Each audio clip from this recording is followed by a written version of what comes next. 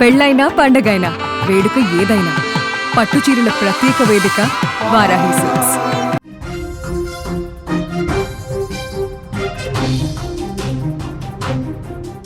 విమాన ప్రమాదానికి కారణాలేంటి? ముఖ్యంగా లాస్ట్ మినిట్లో పైలట్ చెప్పిన మాటలకు అర్థమేంటి? అలా పైలట్ అలర్ట్ చేయడాన్ని వైమానిక మొత్తం ఏమనుకుంటారో ఆ అలర్ట్ వెనుకున్న అర్థమేంటి? దాంతోపాటు అసలు ఈ ప్రమాదం జరగడానికి ముఖ్యమైన రీజన్స్ ఏం కనిపిస్తున్నాయి? విమాన ప్రమాదానికి గురవుతున్న విజువల్ వీడియో మనకేం చెప్తుంది? నిజంగా చాలా చాలా అనుమానాలు కలుగుతున్నాయి. అయితే ఎప్పుడైతే పైలట్ మాటలకి అర్థమేంటో బయటకు రావాల్సి ఉంది. అది దాన్ని అంటే దీన్ని గుర్తించాలి. ప్రమాద విచారణలో ఇది కీలకంగా మారే అవకాశం ఉంది. ఎట్ ది సేమ్ టైం ప్రమాదానికి గల సాంకేతిక కారణ లోపమా లేకపోతే మరేదైనా ఉందా అనే విషయం కూడా వెలుగులోకి రావాల్సి ఉంటుంది.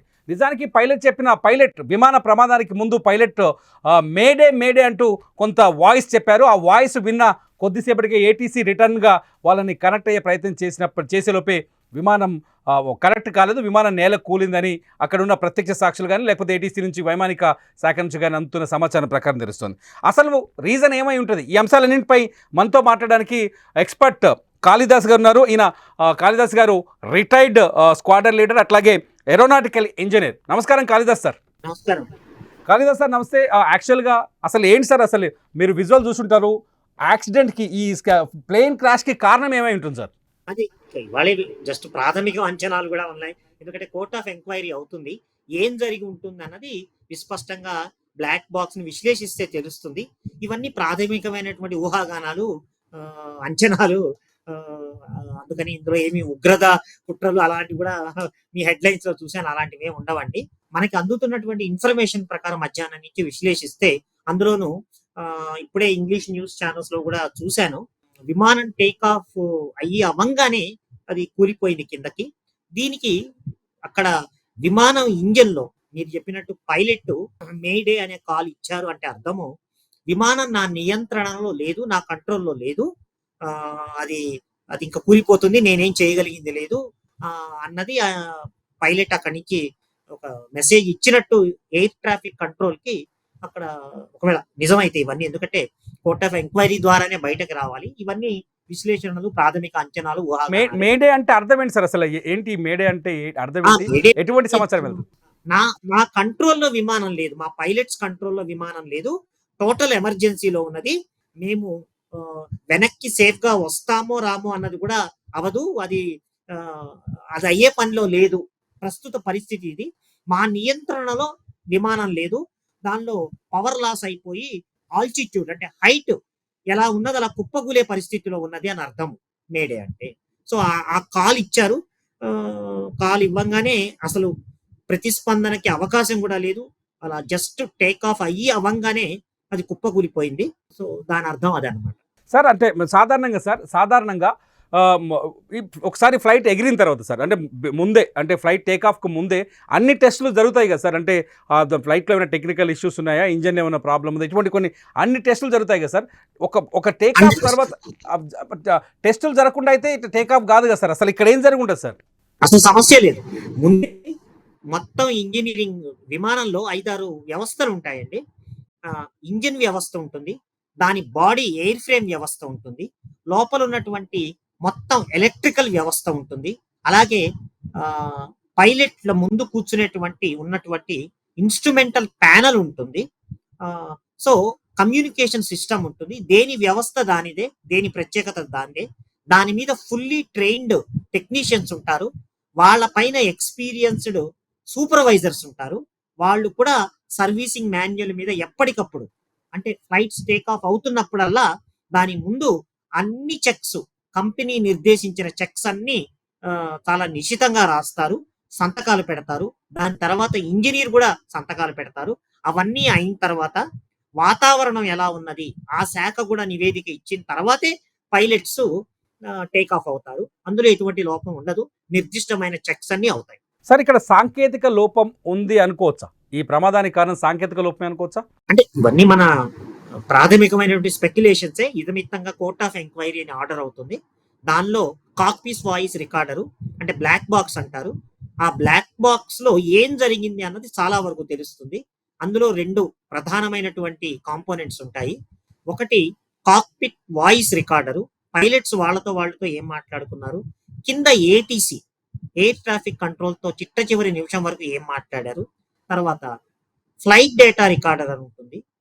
ఆ మొత్తం విమానంలో ఉన్నటువంటి వ్యవస్థలన్నీ ఎలా పనిచేస్తున్నాయి అన్నది మోర్ దాన్ 100-150 పారామీటర్స్ అన్నిటిని రికార్డ్ చేస్తుంది. అందులోనూ ఇప్పుడు డిజిటల్ యుగం నడుస్తుంది, చాలా పర్ఫెక్ట్ గా రికార్డ్ అవుతుంది. ఆ బ్లాక్ బాక్స్ ని విశ్లేషిస్తే ఏం జరిగిందని చాలా స్పష్టంగా వస్తుంది. ఇప్పుడు స్పెక్యులేషన్స్ లో చూస్తే సర్వసామాన్యంగా బయట నుంచి ఎక్స్టర్నల్ ఫ్యాక్టర్స్, ఏదైనా బర్డ్ హిట్స్, ఇది వేగంలో టేక్ ఆఫ్ అవుతుంది కదా, టేక్ ఆఫ్ అయినప్పుడు ఎంత లేదన్నా 250 కిలోమీటర్ల వేగంతో ఉంటుంది. సో ఆ వేగంలో క్రూజింగ్ అంటే దూసుకుపోతున్నప్పుడు బర్డ్స్ ఏదన్నా తగిలితే ఏమవుతుంది, బయట నుంచి వచ్చేటువంటి గాలి ఇంజన్ లోపలికి వెళ్లకుండా, ఎందుకంటే గాలిలో ఆక్సిజన్ ఉంటుంది, లోపల ఏవియేషన్ టర్బైన్ ఫ్యూయల్, మన పెట్రోల్ డీజిల్ లాగా విమానాలను నడిపే ఫ్యూయల్ ఉంటుంది. అవి కంబషన్ ఛాంబర్ లో ఆక్సిజన్ ఫ్యూయల్ రెండు కలిసి పవర్ జనరేట్ అవుతుంది.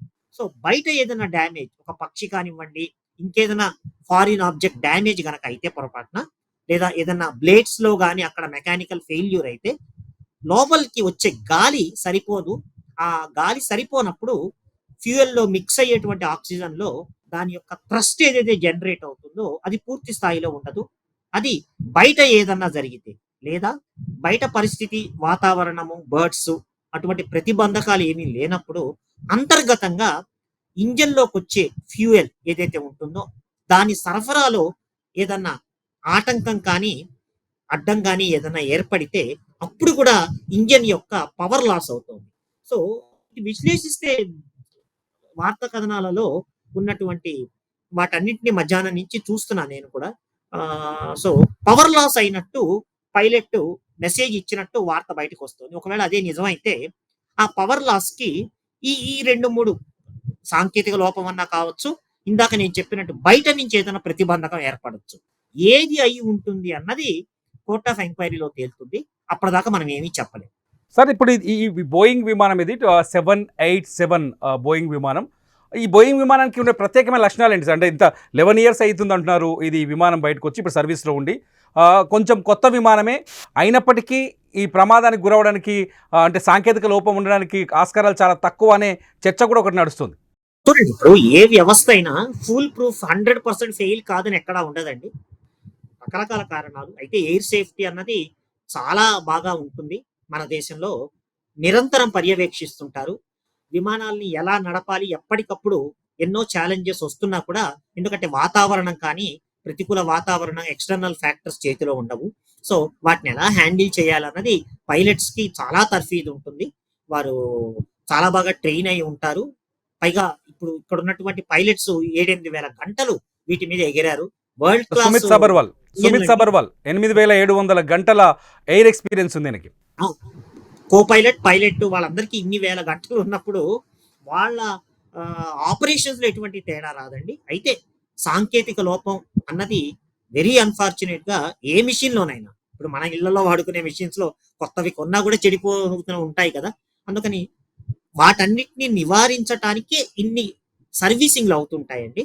కంపెనీ ఒక ఇంజన్ ని, ఒక విమాన వ్యవస్థని అందజేసినప్పుడు యూజర్స్ కి వాళ్ళ కంపెనీ సర్వీస్ మాన్యువల్స్ లో ఎట్లా ఎప్పుడెప్పుడు ఎన్ని గంటలు విమానం ఎగిరితే ఎటువంటి సర్వీసింగ్ చేయాలని స్పష్టంగా ఉంటుంది. దాని మీద ట్రైన్ అయినటువంటి టెక్నీషియన్స్, సూపర్వైజర్స్, ఇంజనీర్స్ తదనుగుణంగానే చేస్తుంటారు. ఎగ్జాక్ట్ గా ఎక్కడ తేడా వచ్చింది, ఆ రకమైన ప్రమాదాలు జరగవని కాదు, మనం జరగాలని ఎప్పుడు కోరుకోకూడదు. బట్ ఒక్కొక్కప్పుడు మన చేతుల్లో లేని కొన్ని అవుతుంటాయి. ఇలాంటి సంఘటనలు, ఇన్సిడెంట్స్, యాక్సిడెంట్స్ అంటారండి. దాని హిస్టరీ కూడా చూస్తారు విమానం యొక్కది, ఏమైంది. ఒకవేళ ఇదమిత్తమైన కారణం దొరికిన వెంటనే ఈ కారణంగా అయినది అని అటువంటి మోడలు, అటువంటి ఇంజను, అటువంటి విమానాలన్నిటిని గ్రౌండ్ చేస్తారు, వెంటనే ఎగరనివ్వరు. అందులో పరీక్షలు చేస్తారు, తనిఖీలు చేస్తారు. ఎస్, ఈ లోపం బయటపడ్డది, ఒకవేళ సాంకేతిక లోపం ఉంటే. సో దీన్ని వెంటనే ఆ కాంపోనెంట్స్ కానివ్వండి వాటిని రీప్లేస్ చేసి మళ్ళా టెస్టులు చేసి అత్యంత ఎయిర్ సేఫ్టీని అనుగుణంగానే ఏ విమానమైనా ఉంటుంది. సో ఎక్కడ తేడా వచ్చిందన్నది ఒకప్పుడు ఏ యాక్సిడెంట్, చాలా అన్ఫార్చునేట్, చాలా దురదృష్టకరం, చాలా విలువైన ప్రాణాలు పోయాయి. విమానాలు పోతే ఇంకో విమానం కొనుక్కోవచ్చు, కానీ ఇంత విలువైన ప్రాణాలు మనుషులది తేలేం కదా. సో ఇలాంటివి అయినప్పుడు అంటే కొత్త కొత్త యాక్సిడెంట్ ఇన్సిడెంట్ పొరపాటున అవుతుంటే కూడా ఏ కారణం వల్ల అయింది, ప్రకృతి పరంగానా లేదా మానవ తప్పిదమా, సాంకేతిక లోపం ఏర్పడిందా అన్నది కూలంకుషంగా విశ్లేషించిన తర్వాతే దానికి తగిన జాగ్రత్తలు తీసుకొని అటువంటి సమస్యలు పునరావృతం కాకుండా జాగ్రత్త పడుతుంటారు. కానీ ఛాలెంజెస్ అనేవి అన్ఫార్చునేట్ ఎప్పటికప్పుడు ఉంటూనే ఉంటాయండి. సో దానికి అనుగుణంగా మనం ఎప్పటికప్పుడు వ్యవస్థను తీర్చిదిద్దుకుంటూ ఉండాలి.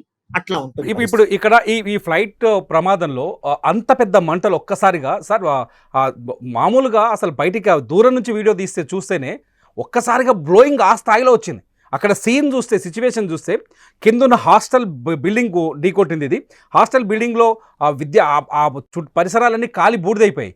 కార్లు కాలిపోయి ఉన్నాయి, వెహికల్స్ కాలిపోయి ఉన్నాయి. ఈ ఫ్లైట్లో ఉన్న డెడ్ బాడీస్ అయితే అసలు ఐడెంటిఫై చేయడానికి వీలు లేకుండా ఉన్నాయి. ఎంత ఫ్యూయల్ ఉంటుంది సార్ బోయింగ్లో? ఎంత ఫ్యూయల్ ఉంటుంది? ఆ ఫ్యూయల్ ఎఫెక్ట్ అయి ఉంటుంది ఇదంతా. ఆ ఫ్యూయల్ ఎఫెక్ట్ ఎందుకంటే ఇప్పుడు విమానం ఫ్రెష్ గా టేక్ ఆఫ్ అవుతోంది. అది కూడా ఏదో మన దేశంలో ఉన్న సిటీస్ కాదు, యూరోప్ లో లండన్ ద్వారా వెళ్తోంది. అన్ని కిలోమీటర్లు వెళ్ళాలి. మధ్యలో ఎక్కడో మిడిల్ ఈస్ట్ లో ఎక్కడో ఒక హాల్ట్ ఉంటుంది. సో ఎంత లేదన్నా అంటే ఆల్ అప్ వెయిట్ అంటారు, విమానం యొక్క పూర్తి బరువు, సామాన్ల బరువు, లగేజ్ బరువు ప్లస్ ప్రయాణికులు క్రూ కలిపి దాదాపుగా 260-70 మంది ఉన్నారు. సో పైలట్స్ నిర్ణయిస్తారు మనం ఎంత దూరం వెళ్ళాలి, మధ్యలో ఎక్కడైనా హాల్ట్ ఉంటుందా, అక్కడ రీఫ్యూలింగ్ అవసరమా, లేదా ఒకసారి ఇక్కడే మొత్తం ఫ్యూయల్ కొట్టించేసుకున్న తర్వాత ఏవియేషన్ టర్బైన్ ఫ్యూయల్ అక్కడ నిరాఘంటకంగా వెళ్ళిపోవటమా అన్నది పైలట్స్ ప్లాన్ చేసుకుంటారు. సో ఇలాంటి వ్యవస్థలో ఎంత లేదన్నా ఒక 55,000 60,000 లీటర్ల మధ్యలోనే ఉంటుంది. దాని కెపాసిటీ ఉండొచ్చు. అది ఫుల్ గా నింపుకొని వెళ్ళాలా, కొంతవరకు నింపుకొని, అంటే అందులో ఉన్న వెయిట్ అనమాట. ఒకవేళ లగేజ్ వెయిట్, ప్యాసింజర్ వెయిట్ ఎక్కువగా ఉంది అనుకుంటే పైలట్ ఇన్స్ట్రక్షన్ ఇస్తారు ఎంత ఫ్యూయల్ లోడ్ చేయాలి. ఎందుకంటే ప్లాన్ వాళ్ళకు ఉంటుంది. మధ్యలో ఎక్కడైనా ఆగి మళ్ళా ఫ్యూయల్ లోడ్ చేసుకోవాలా, లేదా మధ్యలో కేవలం హాల్ట్ మాత్రమే, ఫ్యూయల్ అవసరం లేకుండా నేరుగా మేము డెస్టినేషన్ కి చేరాల్సినటువంటి ప్రదేశానికి వెళ్ళాలా అన్నది. ఇప్పుడు ఇలా ప్రమాదం జరిగినప్పుడు వీడియోస్ కూడా వస్తున్నాయి. అది జస్ట్ టేక్ ఆఫ్ అవ్వంగానే దాని ఎక్కువ అంటే టేక్ ఆఫ్ కాలేకపోయింది, లిఫ్ట్ జనరేట్ కాలేకపోయింది. అంటే ఇంజిన్ లో పవర్ లాస్ అన్నది కనపడుతుంది. ఏ కారణం వల్ల అయిందన్న తర్వాత కోర్ట్ ఆఫ్ ఎంక్వైరీలో బయటపడుతుంది. ఎప్పుడైతే పవర్ లాస్ అయిపోయి ఒక రాయి కుప్పగూలినట్టు కూలిపోతుందో దానిలో ఫుల్ ఫ్యూయల్ ఉంటుంది టేక్ ఆఫ్ టైంలో. ఆ ఫ్యూయల్ తో అది కిందకి స్పీడ్ గా ఇంపాక్ట్ అయిపోయినప్పుడు డెఫినెట్ గా భయంకరమైన మంటలు చెలరేగుతాయి. అందులో కూడా సాధారణంగా సార్ ఇప్పుడు ఫ్లైట్ జర్నీ దూరాన్ని బట్టి, లేకపోతే ఎంత దూరం వెళ్తుంది దీన్ని బట్టి ఫ్యూయల్ ఫిల్ చేస్తారా, లేకపోతే దానికి కూడా అంటే ఫుల్ ఫిల్ చేసుకోవాలి మామూలుగా మన వెహికల్లో చేసినట్టే చేస్తారా సార్? అట్లా ఉండదండి. ఎందుకంటే ఇది ఎంత దూరం వెళ్ళాలి, దీనిలో ఉన్న వెయిట్ ఎంత అన్నది ఒక అంచనాకు వచ్చి వాళ్ళకి మధ్యలో దిగి మేము రీఫ్యూలింగ్ చేసుకుంటామా లేకపోతే నేరుగా వెళ్ళిపోతామా అన్నది పైలట్స్ డిసైడ్ చేసుకుంటారు దాని కెపాసిటీని బట్టి. సో అది వాళ్ళ రొటీన్. ఇప్పుడు ఇదేం కొత్తగా ఫస్ట్ టైం లండన్ కి వెళ్తూ ఉన్నవి కావు కదా, నిరంతరంగా కొన్ని ఏళ్ల నుంచి వెళ్తున్నవి. సో దాని ప్రకారం వాళ్ళ ఇన్ని వేల గంటల్లో వాళ్ళకి విపరీతమైన అనుభవం ఉంటుంది ఎంత ఫ్యూయల్ కావాలి. కానీ టేక్ ఆఫ్ అవ్వంగానే కుప్పకూలిపోతే ఆ ఫ్యూయల్ ఆ స్పీడ్ తో పడిపోతే అది ఒక ఫ్యూయల్ బాంబు లాగా ఎక్స్ప్లోడ్ అయిపోతుంది. లిటరల్ గా అలాగే జరిగింది. సో అది చాలా దురదృష్టకరం, బాధాకరం. సార్ ఒక ఫైనల్గా ఈ మొత్తం మీకున్న ఎక్స్పీరియన్స్ కావచ్చు, మీరు గతంలో చూసిన విమాన ప్రమాదాలు కావచ్చు, ఇవన్నీ చూస్తే ఇక్కడ యాక్సిడెంట్కి మేజర్ ఇష్యూ ఏమై ఉండొచ్చు? అంటే కనపడుతోంది అక్కడ న్యూస్, నేషనల్ ఛానల్స్ లో వాటి వీడియోలు అవి చూస్తుంటే విమానంలో శక్తి సరిపోలేదు ఇంజన్లో. ఏ కారణమా, ఇందాక నేను చెప్పినట్టు బయట నుంచి ఏదైనా ఫారిన్ డ్యామేజ్ ఇంజన్ పైభాగా లోపలికి ఎయిర్ ఇంటెక్ లో అయిందా, లేకపోతే అంతర్గతంగా ఇంజన్ కి ఫ్యూయల్ సరఫరాలో తేడా వచ్చిందా అన్నది. అక్కడ పవర్ సరిపోలేదు, లిఫ్ట్ జనరేట్ కాలేకపోయింది, అంటే ఎగరలేకపోయింది. సో ఆ పవర్ సరిపోయి ఎందుకు రెండు ఇంజన్లో చాలా చాలా నాకున్న అనుభవంలో ఒకేసారి రెండు ఇంజన్లలో పవర్ పోవటం అనేది చాలా అసాధారణమైనటువంటి విషయము. చాలా చాలా అనూహ్యము, అసాధారణమైన విషయము. ఒక ఇంజన్లో లేదా కొంత దూరం ప్రయాణించిన తర్వాత సాంకేతిక సమస్యలు వచ్చినవి చాలా చూసాం మేము. కానీ జస్ట్ టేక్ ఆఫ్ అవ్వకుండా, అంటే టేక్ ఆఫ్ కాలేకపోయింది నాకు అర్థమైనంత వరకు. టేక్ ఆఫ్ అవ్వలేదు నన్ను అడిగితే. టెక్నికల్ గా టేక్ ఆఫ్ కాలేకపోయి పడిపోయినట్టే కనపడుతోంది విజువల్స్ చూస్తుంటే. కోర్ట్ ఆఫ్ ఎంక్వైరీలో బయటపడుతుంది ఏ కారణం వల్ల అది. రెండు ఇంజన్లు ఫెయిల్ అయినాయి అనుకోవచ్చా సార్ ఇక్కడ? అంతే అండి. ఇప్పుడు ఒక ఇంజన్ స్టాల్ అయిపోతే రెండో ఇంజన్ తో డెఫినెట్ గా విమానం ఎలా ఉంటుందంటే కొంత ఎత్తులో అంటే టేక్ ఆఫ్ అవ్వటం అనేది చాలా కష్టం. అంత ఈజీ కాదు. చాలా జాగ్రత్తగా టేక్ ఆఫ్ అయిపోయి ఒక లెవెల్‌కి వచ్చిన తర్వాత కంట్రోల్‌లో ఉండి ఏదైనా సమస్య వస్తే సింగిల్ ఇంజిన్‌తో కూడా సేఫ్‌గా ల్యాండ్ కావచ్చు. లేదా ఒకవేళ ఒక లెవెల్‌లోకి వెళ్ళిన తర్వాత ఇంజిన్ ఫెయిల్ అయినా పైలట్స్ యొక్క ఎక్స్‌పీరియన్స్ నైపుణ్యంలో దాన్ని గ్లైడ్ చేసుకుంటూ కూడా మళ్ళా సేఫ్‌గా దించొచ్చు. ఇక్కడ మేడే కాల్ అనేది పైలట్ చెప్పింది నిజమైతే గనక మనకొస్తున్నటి వార్తా కథనాలలో అసలు విమానం నా కంట్రోల్‌లో లేదు. దాన్ని ఏమీ చేయలేని పరిస్థితి అన్నది స్పష్టంగా డిక్లేర్ చేశారు. చాలా బాధాకరంగా అలా బహుశా పైలట్ చెప్పిన కొద్ది సెకండ్లలోనే అది కుప్పగూలిపోయినట్టే కనపడుతుంది. Right sir, thank you so much sir. మీ విలువైన సమాచారాన్ని సమయాన్ని మాకు కేటాయించినందుకు మా సుమన్ టీవీ ప్రేక్షకులకు ధన్యవాదాలు సార్. ఇది ప్రస్తుతాన్ని చూస్తే సాంకేతిక లోపాలే ప్రధాన కారణం అనిపిస్తోంది అహ్మదాబాద్ ఫ్లైట్ క్రాష్కి సంబంధించి.